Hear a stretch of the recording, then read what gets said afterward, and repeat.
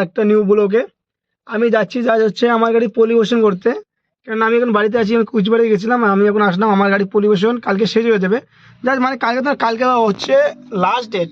তার কারণেই কিন্তু আমি মানে একদিন আগেই করে রাখি, কেন না গাড়ির কাগজ করতেই লাগবে। জাস্ট একদিন পরে করে গেলাম, আমি আগেই করে নিই। তার জন্য কিন্তু আমি যাচ্ছি হচ্ছে এখন তুফানগঞ্জ। আমি তুফানগঞ্জে যে আমি এখন গাড়ির পলিউশনটা মানে করে নেবো। আর মেন টপিক যেটা মানে মেন কথা বলছি, এইখান থেকে কিন্তু 10 কিলোমিটার আপ ডাউন, আমাদের 20 কিলোমিটার রাস্তা মানে হবে। দেখো আমি তোমাকে দেখাচ্ছি কোথায় যে মানে পলিউশন করাবো, কোন দোকানে, সব তোমাদের কাছে থাকছে। আর তোমরা অবশ্যই যদি আমার চ্যানেল নতুন হয়ে দেখো, চ্যানেলটাকে একটু মানে ফলো, সাবস্ক্রাইব, কমেন্ট করে দেওয়া। আর হচ্ছে ভাস্তা মনিরুল, দেখো এখানে মনে হয় পুরোপুরি মানে গেম খেলাচ্ছে। না না সরি, গেম খেলাচ্ছে, রিল দেখছে মোবাইলে, হাত কেটে গেছে। কিন্তু ওর হাতটা কালকে মানে কেটে গেছিলো রাত্রিবেলা, খুব একটা দুঃখজনক ব্যাপার। জাস্ট তোমাদের সাথে গাইস আবার দেখা হচ্ছে। আর গাইস আমাদের সঙ্গে কিন্তু দেখা হয়ে গেল আমাদের মির্জাদার, দেখতে পাচ্ছ মির্জাদা কিন্তু এখন দোকানে যাবে। কেননা মির্জাদার দোকান রয়েছে বাজারের মধ্যে। আমি মির্জাদার দোকানে যেহেতু আমার ব্লগে এর আগে মানে আমি তোমাদের দেখাইনি, জাস্ট আমি মানে দেখাবো। আর দেখতে হচ্ছে সামনের ক্যামেরার মধ্যে সব শুরু হচ্ছেই গাইস। আর এই যে মির্জা কিছু বলেন। শরম পাচ্ছে মির্জাদা, শরম পাচ্ছে। সামনে এবার আমার বন্ধু উঠবে, রুবেল উঠবে সামনে। রুবেল এখন বাড়ির সামনে যায়, এখন আমার দাঁড়াতে লাগবে। আমি কিন্তু চলতে কিন্তু রুবেলের বাড়ির সামনে অলরেডি আমি চলে আসলাম, তোমরা দেখো গাইস। মির্জা কিন্তু সামনে নামবে আর রুবেল কিন্তু মির্জা নামবে আর রুবেল উঠবে। আর এই যে রুবেল যাচ্ছে, দেখো এই যে হেঁটে যাচ্ছে, মির্জার দোকানের সামনে যা উঠবে রুবেল। আর আমরা কিন্তু এটাই হচ্ছে গাইস, এটাই হচ্ছে কিন্তু আমাদের দুপুরবার বাজার। আমরা কিন্তু এখন দুপুরবার বাজারে চলে আসলাম। আর জাস্ট মির্জার দোকান কিন্তু বন্ধ আছে।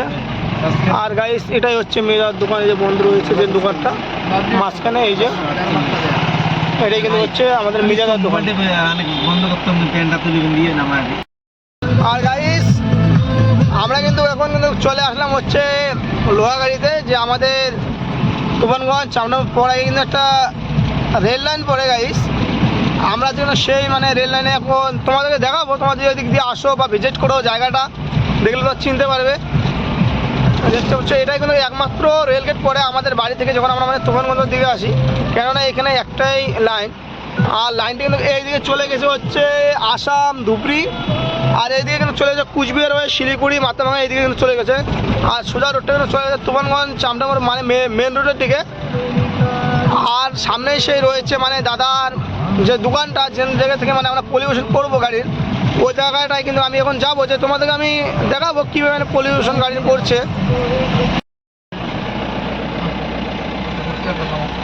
আর গাইস আমরা কিন্তু চলে আসলাম সেই হচ্ছে সামনেই যে পলিউশন করবো সেই দাদার দোকান। এইটা হচ্ছে কিন্তু আসাম রোড। দাদা কিন্তু পিছনে কিন্তু ছবি উঠাচ্ছে, দেখতে পাচ্ছ।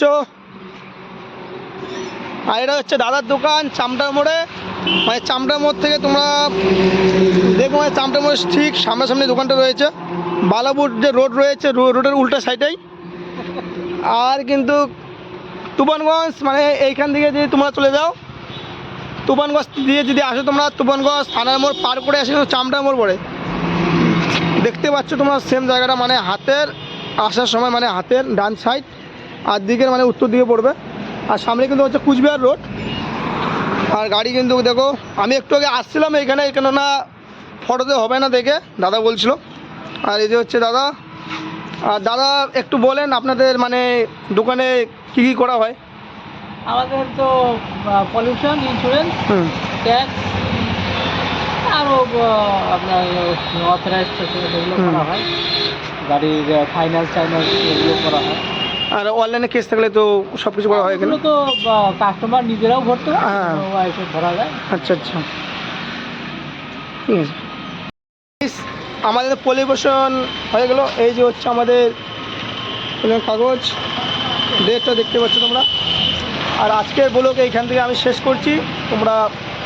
তোমাদের কীরকম ভালো লাগলো কমেন্টে অবশ্যই বলে দেওয়া।